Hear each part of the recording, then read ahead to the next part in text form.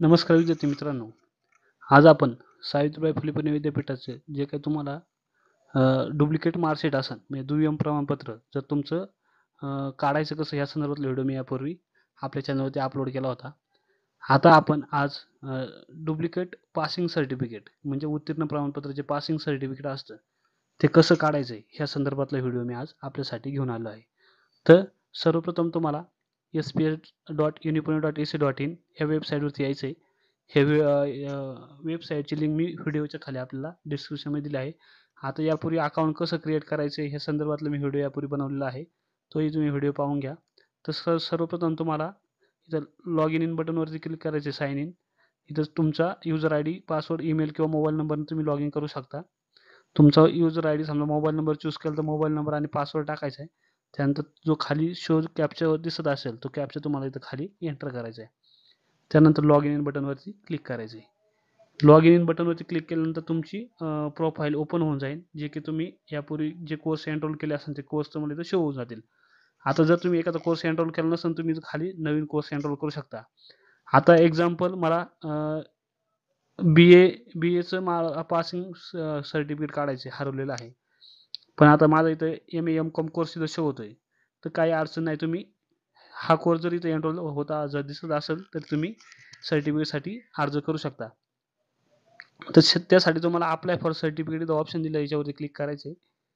ह्या टॅबवरती क्लिक केल्यानंतर तुम्ही यापूर्वी जर ॲप्लिकेशन केलं असेल त्याचा रेटिंग द्यायला तुम्हाला येईल. हे तुम्ही रेटिंग देऊ शकता अथवा क्लोज करू शकता. हे तुम्हाला क्लोज करायचं आहे. त्यानंतर यापूर्वी तुम्ही जे ॲप्लिकेशन केले आहे ते ॲप्लिकेशन तुम्हाला डॅशबोर्डला दिसून जातील. जर ॲप्लिकेशन केलं नसेल तुम्हाला डॅशबोर्ड इथं एम्प्टी दिसून जाईल. तुम्हाला सरळ इथं सर्टिफिकेट होम याच्यावरती क्लिक करायचं आहे. सर्टिफिकेट होमवरती क्लिक केल्यानंतर तुम्हाला इथं सगळे सर्टिफिकेटचे तुम्हाला इथं ऑप्शन दिसून जातील. तुम्हाला स्क्रोल डाऊन करायचं आहे. सगळ्यात शेवटचा ऑप्शन दिलेला आहे आपल्याला apply for duplicate passing certificate. तर आता यासाठी रिक्वायर्ड डॉक्युमेंट काय आहे तर तुमचं रिक्वायर्ड डॉक्युमेंट लास्ट इयरचं मार्कशीट तुम्हाला असणं उत्तीर्ण आवश्यक आहे. जे विद्यार्थी पास झालेले आहेत अशा विद्यार्थ्यांनाच ते पासिंग सर्टिफिकेट भेटतं. याचा रिझॉल्युशन टाईम हा 30 दिवसाचा आहे. म्हणजे तुम्ही अप्लाय केल्यानंतर तुम्हाला 30 दिवसात हे भेटून जाईल. तर तुम्हाला अप्लाय फॉर डुप्लिकेट पासिंग सर्टिफिकेटवर क्लिक करायचं आहे. याच्यावरती क्लिक केल्यानंतर तुम्हाला अशा पद्धतीचे इंस्ट्रक्शन तुम्हाला ओपन होऊन जातील, जे की इंग्लिश मराठी दोन्हीमध्ये असतील.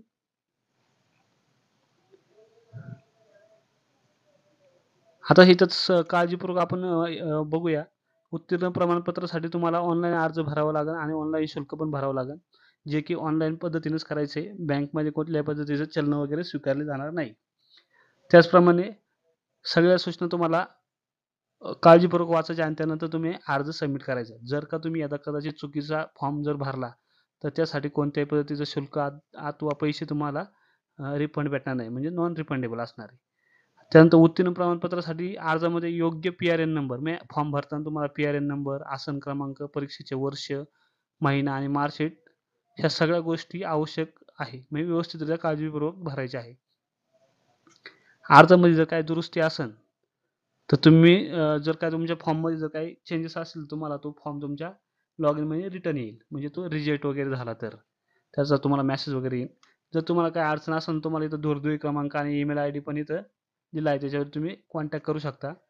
त्यानंतर विद्यार्थ्याला वैयक्तिक प्रमाणपत्र घेणे शक्य नसेल, म्हणजे समजा तुम्ही स्वतः घेऊ शकत नसाल बाय हँड, तर तुमचे नातेवाईक अथवा मित्राला तुमचं ऑथॉरिटी लेटर असणं आवश्यक आहे. आता ऑथॉरिटी लेटर कसं लिहायचं आहे, याचा फॉर्मॅट कसा असतो, याचा मी व्हिडिओ यापूर्वी आपल्या डुप्लिकेट स्टेटमेंट ऑफ मार्कशीट याच्यासाठी मी त्याच्यामध्ये मेन्शन केलं. त्याच्यामध्ये हे डुप्लिकेट पासिंग आणि डुप्लिकेट मार्कशीट संदर्भातला फॉर्मॅट मी त्यात मेन्शन केला आहे. म्हणजे जे विद्यार्थी बाय हँड घेणार असतील त्यांच्यासाठीच ते आवश्यक आहे. त्याचप्रमाणे कुठल्याही पद्धतीने तुम्ही फॉर्म भरल्यानंतर हे अर्जाची कॉपी विद्यापीठात अथवा विद्यार्थी सुविधा केंद्र किंवा महाविद्यालयात जमा करायची नाही. आणि तुम्ही मार्कशीट्स आणि जे काही असेल तुमच्याकडे गुणपत्रिका ती तुम्हाला अपलोड करणे आवश्यक आहे. त्यानंतर हे चेकबॉक्सवरती क्लिक करायचे तुम्हाला आणि अप्लाय बटनवरती क्लिक करायचे. अप्लाय बटनवरती क्लिक केल्यानंतर तुम्हाला अशा पद्धतीचा पेज ओपन होऊन जाईल, जे की ॲप्लिकेशन फॉर्म असेल. एकदम सोपा असेल. तुमचा जो पी-आर-एन नंबर असेल तो तुम्हाला इथं एंटर करायचा आहे. तुमचा सीट नंबर जो असेल तो टाकायचा आहे. तुमचं जेंडर सिलेक्ट करायचं आहे. त्यानंतर तुमचं स्टुडंट नाव टाकायचं असेल, आईचं नाव जे असेल ते नाव टाका तुम्ही. आपलं काय स्टुडंटचं नाव मराठीमध्ये टाकायचं तुम्हाला. हे Google फॉन्टला वगैरे जाऊन तुम्ही टाईप करू शकता. त्यानंतर मदर नेम तुमचं टाकायचं आहे. आईचं नाव तेच इंग्लिशमध्ये आणि मराठीत दोन्ही पण टाकायचं आहे. तुमचा पिनकोड जो असेल तो टाका. तुमचा परमनंट ॲड्रेस जो असेल तो परमनंट ॲड्रेस तुम्हाला इथं एंटर करायचा आहे. त्यानंतर तुमचा मोबाईल नंबर जो असेल तो मोबाईल नंबर एंटर करा. ईमेल आयडी टाकायचा आहे. आणि तुम्हाला आता पण कोड इथं हे 2 ऑप्शन तुम्हाला इथं टाकायला येणार नाही, पण तुम्हाला इथं चूज करायचे. तर तुम्हाला खाली इथं ब्लू लिंक दिलेली आहे, त्या क्लिक टू चेंज कॉलेजवरती क्लिक करायची. क्लिक केल्यानंतर तुमचं कॉलेजचं जे मार्कशीट असेल, त्या मार्कशीटवरती तुम्हाला तुमचं कॉलेजचं नाव वगैरे जे जे काही असेल ते तुम्हाला इथं सर्च करायचे. समजा न्यू आर्ट्स कॉमर्स का अहमदनगरचं कॉलेज आहे, तर इथं तुम्हाला इथं दिसून जाईल किंवा इथं वरती सर्च बारमध्ये सर्च केल्यानंतर पण तुम्हाला दिसून जाईल. आणि जर का तुम्हाला पण कोड माहीत असेल तर पण कोडने पण तुम्ही सर्च करू शकता. आणि जर एखादा कॉलेज तुम्हाला माहिती भेटलीच नाही, कॉलेजचं नाव भेटलं नाही, तुमच्या कॉलेजशी तुम्ही कॉन्टॅक्ट करून तुमचा कॉलेजचा पण कोड किंवा कॉलेज कोड काढून तुम्ही इथं सर्च करू शकता. हे झाल्यानंतर तुम्हाला सिलेक्ट बॉक्सवरती क्लिक करायचे. सिलेक्ट बॉक्सवरती क्लिक केल्यानंतर सर्टिफिकेट युनिफॉर्म एससी हे college has been change successfully असा ऑप्शन येऊन जाईल. ओके बटनवरती क्लिक करा. त्यानंतर तुम्हाला हे तुमच्या कॉलेजचं नाव आणि पण कोड ऑटोमॅटिक फिल झालेलं दिसून येतील. त्यानंतर तुमची फॅकल्टी निवडायची, जी काही तुमची फॅकल्टी असेल ती फॅकल्टी निवडा. त्यानंतर तुमचा कोर्स निवडायचा आहे, जो काय असेल कोर्स तुमचा. त्यानंतर तुमचं पासिंग इयर जे निवडायचं तुमचं कधीचं पासिंग असेल. आता याच्यामध्ये जे विद्यार्थी उत्तीर्ण झाले आहेत त्यानंतर 6 महिन्यानंतरच शक्यतो त्यांनी अर्ज करायचा आहे. त्यानंतर तुमचं पासिंग इयर तुम्हाला सिलेक्ट करायचं आहे. तुमचा डिलिव्हरी टाईप बाय पोस्ट पाहिजे का बाय हँड पाहिजे ते तुम्हाला इथं विचारलं जाईल. बाय पोस्ट असेल तर बाय पोस्ट तुम्हाला ॲड्रेस वरचा जो तुम्ही टाकला तो सेम ॲज म्हणा. आता जर तुम्हाला बाय हँड घ्यायचं असेल तुम्हाला ऑथॉरिटी लेटर घेऊन ते तुम्हाला तिथे जमा करणं आवश्यक आहे. आणि सबमिट बटनवर तुम्हाला इथं क्लिक करायचं आहे. सबमिट बटनवरती क्लिक केल्यानंतर do you want to submit असा ऑप्शन येऊन जाईल. त्याच्यावरती ओके म्हणा. ओके म्हणल्यानंतर तुम्हाला एक डॉक्युमेंट अपलोड करावं लागेल, जे की तुमचं मार्कशीट असेल. ते मार्कशीट तुम्हाला 2 MBच्या आतमधलं अपलोड करायचं आहे. लास्ट इयरचं मार्कशीट जे की उत्तीर्ण असेल. इथं चूज फाईलवरती क्लिक करा.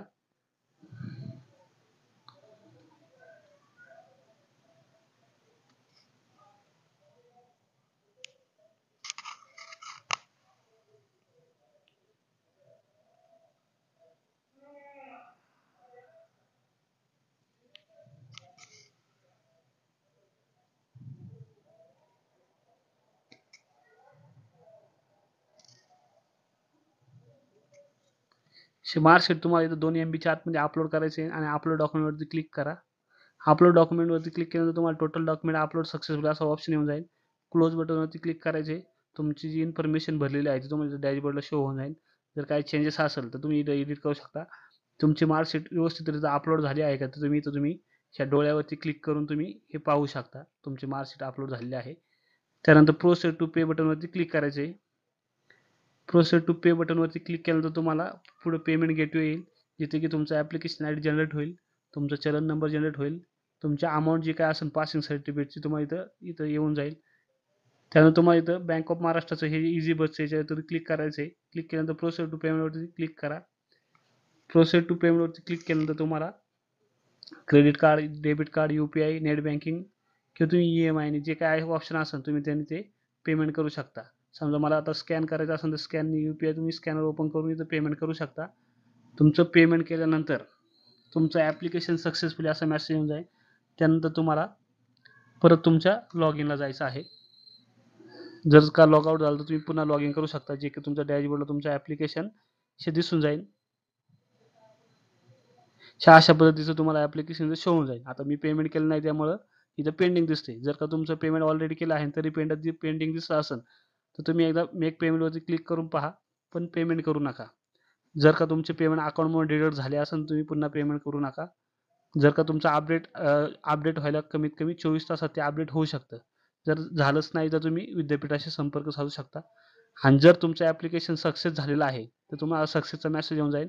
तुमचं ॲप्लिकेशन डाउनलोडला इथं ऑप्शन येऊन जाईल आणि पुढं फॉर्म सबमिट सक्सेसफुल असं येऊन जाईल.